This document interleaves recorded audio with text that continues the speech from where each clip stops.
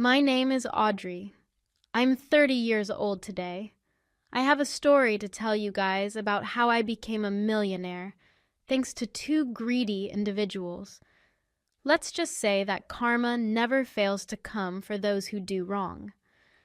The first time I met my husband Gavin was on a work trip hosted by our office. We were both heads of two different departments in our company and had never met before the trip. During the trip, many activities were hosted by the organizers, including games and sports. I had gotten injured during a game of volleyball and had sprained my ankle. Gavin immediately helped me and made sure to carry me to the infirmary so that I could get first aid. I thought he was very thoughtful and kind and wanted to get to know him more. I reached out to him when we returned from the trip and asked him if he would like to go on a date to grab some coffee.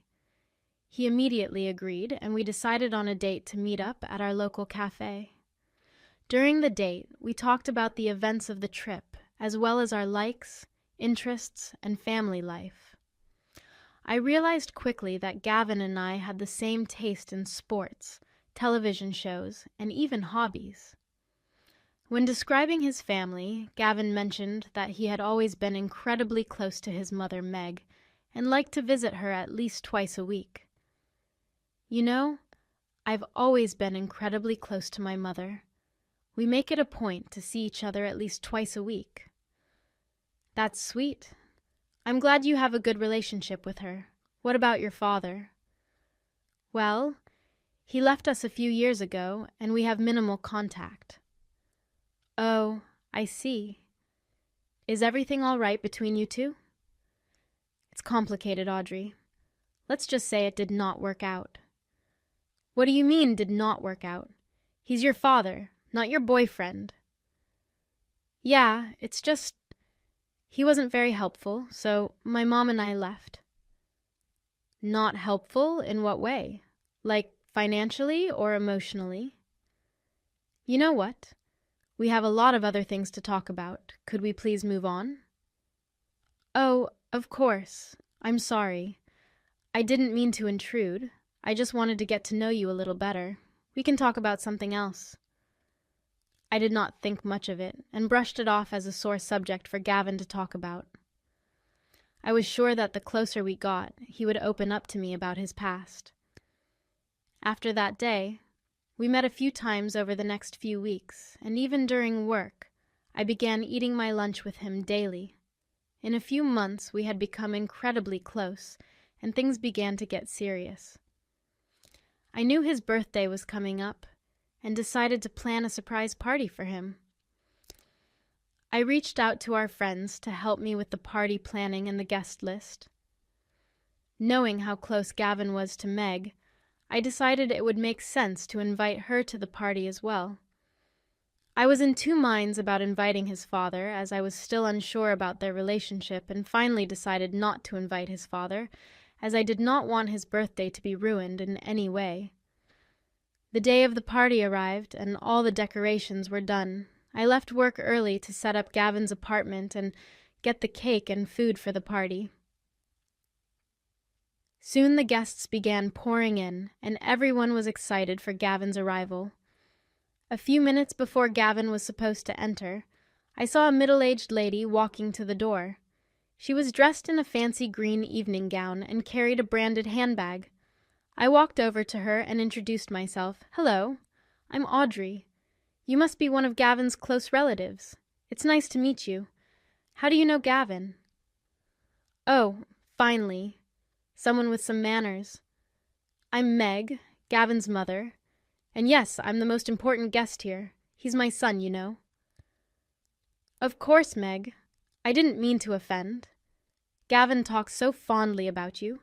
Please come in and make yourself comfortable. Well, I should hope so. I practically raised him all by myself. I hope you've done a decent job planning this party. I've put in a lot of effort, and our friends have been a great help too. I hope you enjoy it. We'll see about that. Just make sure you don't get in the way of my time with Gavin. He's my boy, after all. Oh, of course. I wouldn't want to come between you two. Gavin cherishes his relationship with you, and I respect that. However, Meg did not seem impressed by any of my gestures. She loudly criticized the decorations. She also began insulting the others at the party. However, I did not react to any of her actions and made sure to show her hospitality, as I wanted her to approve of me eventually. I heard Gavin's car approaching the house and went outside to greet him. The surprise went well, and Gavin was overjoyed at the effort I had put in. We cut the cake and gave him our presents. Meg demanded to be next to Gavin in all the pictures that were taken, including those that had just Gavin and me. She also declared that her gift was the best, and she was sure Gavin would love it.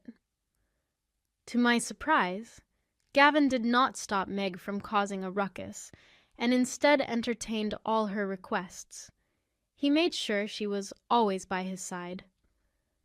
When the time to sit down for dinner came, everyone took their place at the dining table. Gavin stood up to make a toast and thanked everyone for taking the time to attend his birthday celebration.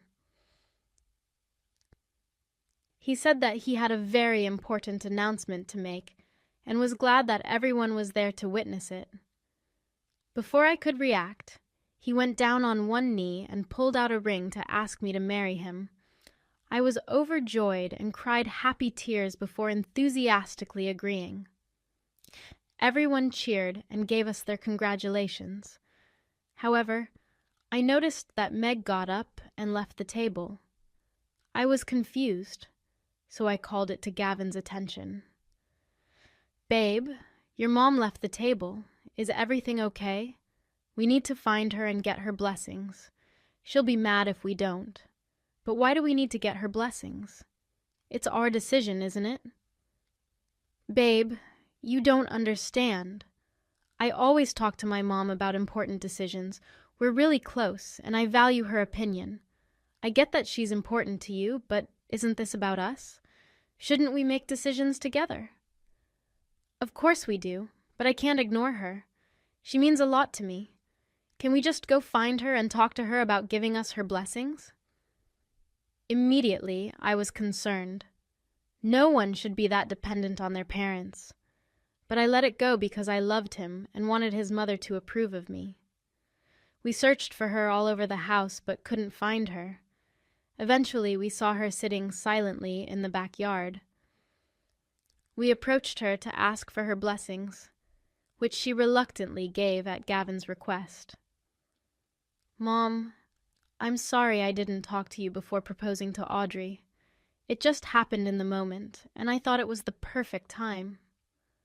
"Well, Gavin, you always discuss big decisions with me. I felt a bit left out that you didn't this time." "I know, and I didn't mean for you to get upset. I had a plan to talk to you the next day, but the surprise party changed everything. I understand that it was unexpected, but you should have found a way to talk to me before making such a significant decision." "You're right, Mom. I should have found a way. I just got caught up in the excitement, and Audrey has been so amazing and supportive. I wanted to show her how much she meant to me.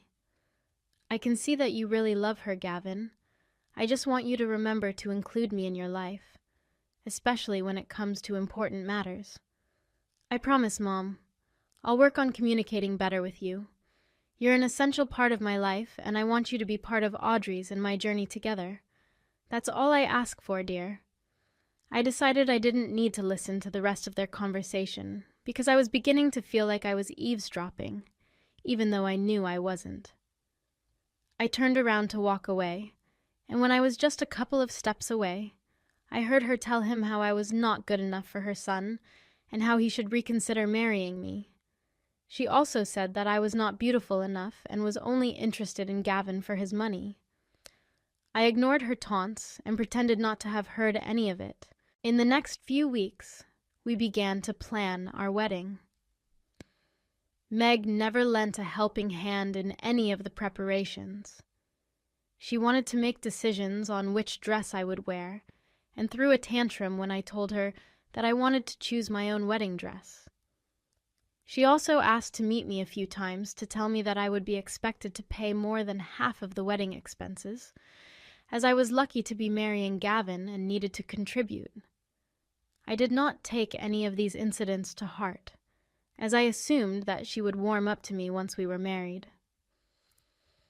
Finally, after weeks of planning, my wedding day arrived.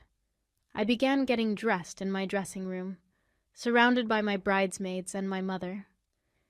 Everyone told me how beautiful I looked in my flowing white dress. I heard a knock at the door and saw Meg walk in. To my shock, she was wearing a white wedding dress. "Why are you wearing a wedding dress today?" I asked.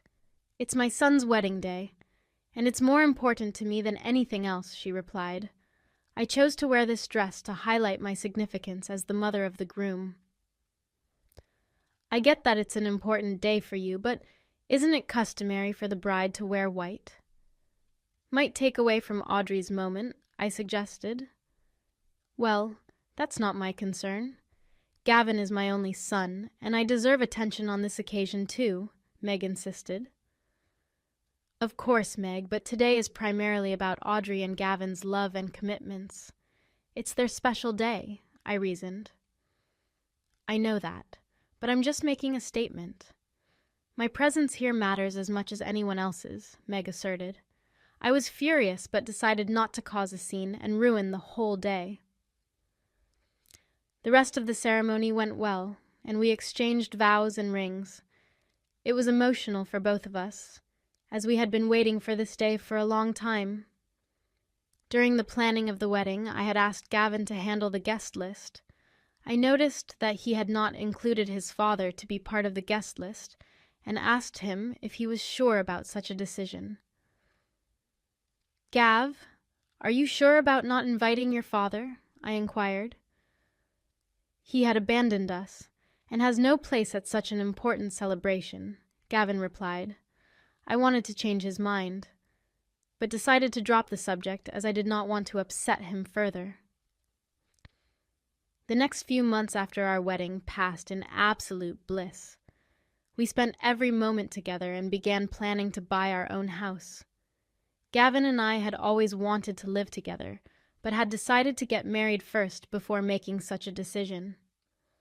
We started the process of house hunting, and spent a few hours every day looking at options to purchase our dream home. One day, Gavin called me while I was at work. "Hey babe, I'm sorry, but an important meeting has come up. I won't be able to go house hunting with you today," he said. "No worries, darling, it happens.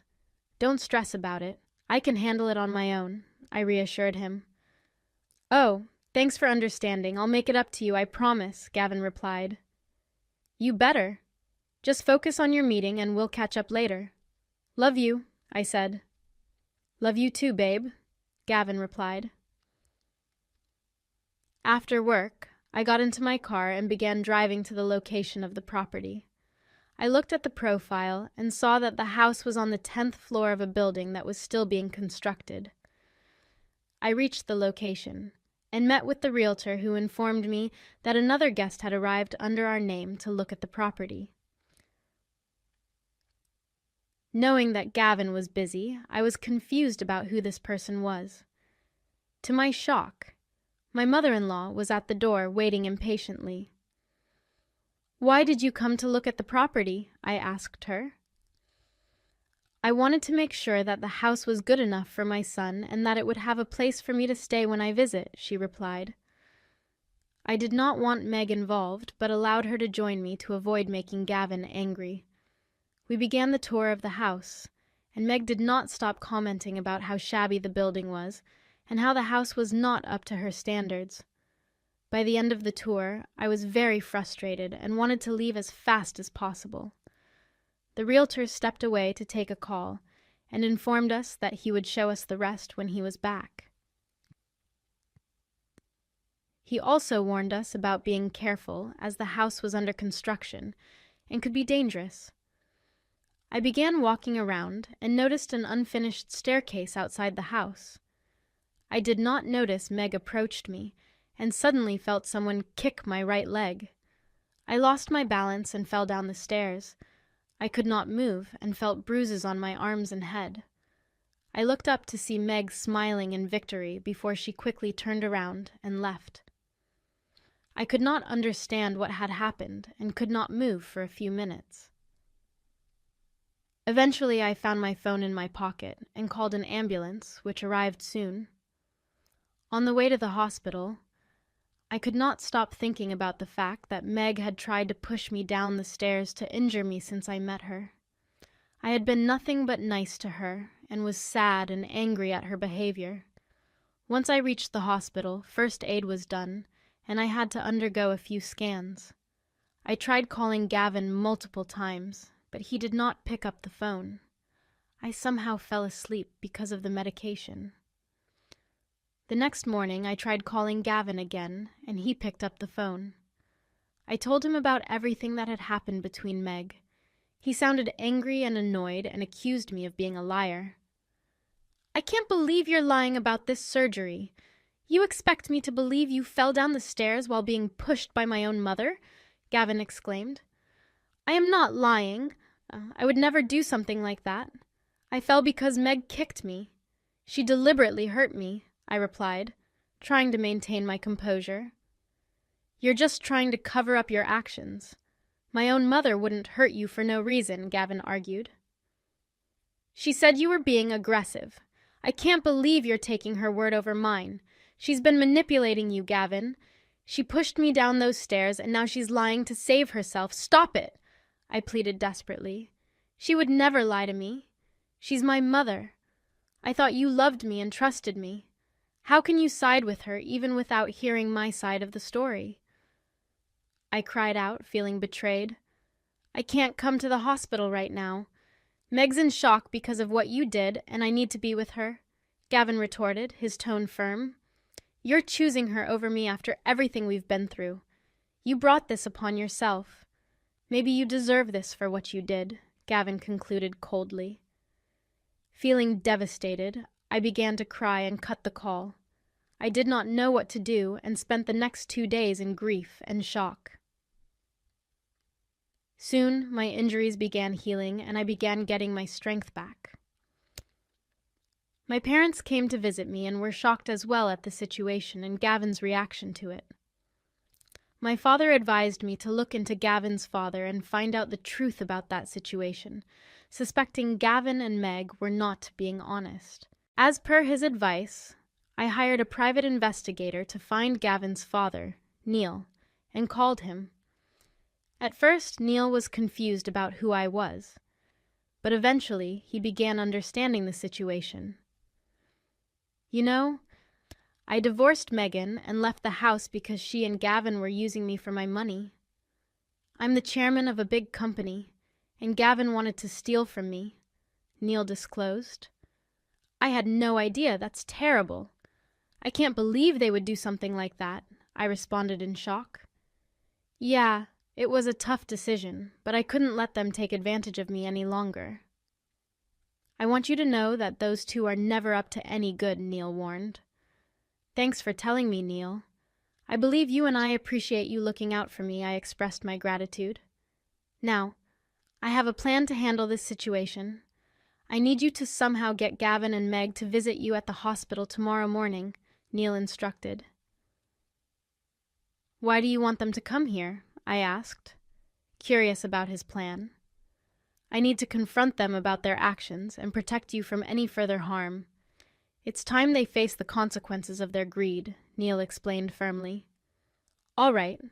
I'll do my best to get them here, but please be careful. I don't want anything bad to happen to you," I cautioned. "I'll handle it, Audrey. Just focus on your recovery. Tomorrow we'll set things right," Neil reassured me. I was skeptical and kind of afraid, truth be told. I didn't want to see either Meg or Gavin. I didn't want to see Gavin because I didn't want to look at the face of the man who does not trust his wife over his mother, and is so stubborn that he didn't care enough to at the very least check up on her as she lay in the hospital. I don't want to see Meg because, well, for obvious reasons, I was terrified she would try to hurt me again. but I knew that if I wanted to teach them a lesson, I had to trust Neil.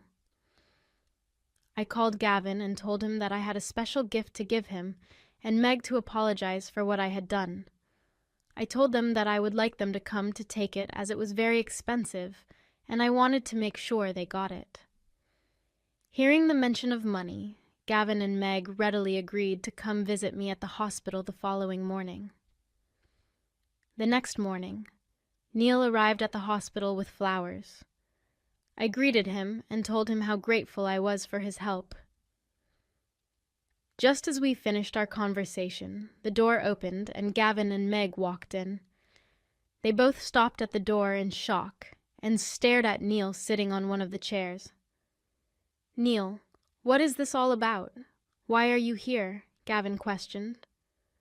"I couldn't stand by and watch you and Gavin manipulate Audrey any longer," Neil calmly replied. "Manipulate? We never did anything wrong. She's the one causing trouble," Meg interjected. "That's not true. Audrey has been through a lot because of both of you." "It's time to end this charade," Neil asserted. "Dad, you're ruining everything.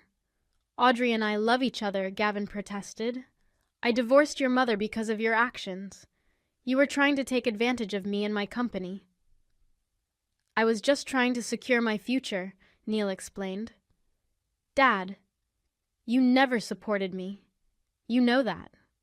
I wouldn't have given you anything you asked for, yet you still went behind my back and tried to transfer my company in your name. I don't want Audrey to face the same thing." "I have something to make sure it doesn't happen," Neil declared, handing Gavin some papers. "What are these?" Gavin asked. "Divorce papers, Gavin. So Audrey can finally be free from the toxic influence of both of you," Neil revealed. "How can you do this to us? It's the right thing to do. Audrey deserves better than this," Neil replied sternly. "And that's not all," Neil continued. Meg snatched the paper from Gavin and screamed. The paper announced that the $40 million inheritance, which was supposed to go to Gavin, would now go to me. Both Meg and Gavin's jaws dropped. They began loudly arguing with Neil before resorting to begging him to change his mind. Neil told them that they deserved this for trying to hurt someone innocent like me, and that they were reaping the fruits of their actions. He then called the hospital security to remove both Meg and Gavin from the room, and they were dragged out. I had gone through hell, but I finally got my revenge and continued to have a good friendship with Neil thereafter.